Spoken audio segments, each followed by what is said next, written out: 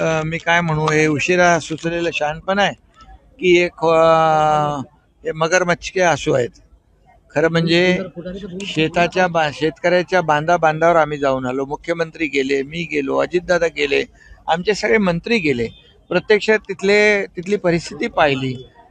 शेतकऱ्यांच्या डोळ्यातले अश्रू आम्ही पाहिले आणि त्यावेळेस ठरवलं की शेतकऱ्यांच्या पाठीशी खंबीरपणे उभं राहायचं.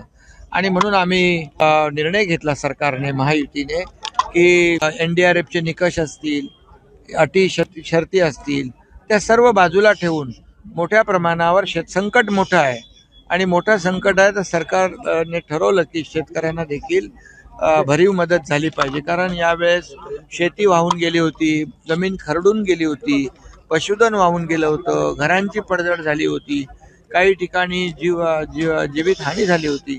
त्यामुळे आमचं कर्तव्य आहे की शेवटी महायुती सरकार हे शेतकऱ्यांचं सरकार आहे.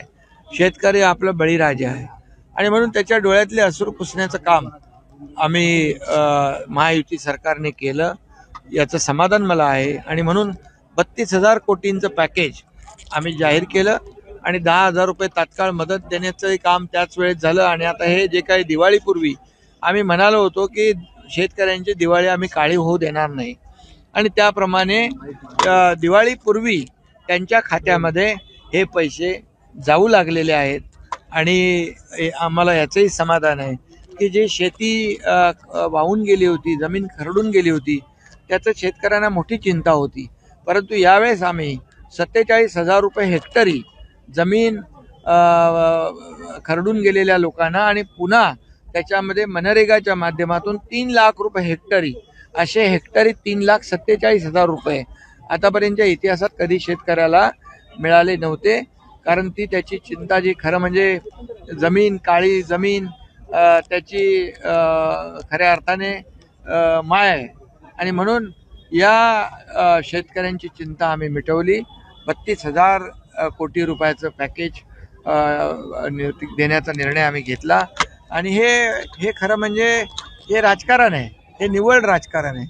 आणि तुम्ही जाताना, शेतकऱ्यांच्या बांधावर जाताना, कधी काही त्यांच्या हातात काही, मी पूर्वी पण म्हणालो होतो, कधी एक साधा त्या शेतकऱ्यांच्या मुलाच्या डोळ्यातले अश्रू पाहून तरी त्याच्या हातावर एक बिस्किटचा पुडा तरी ठेवला का?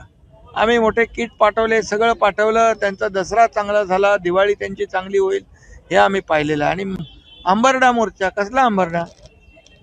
जे उंबरठाही न ओलांडणारे आता हंबरडा फोडायला लागलेत. सत्ता गेली तेव्हा हंबरडा फोडला.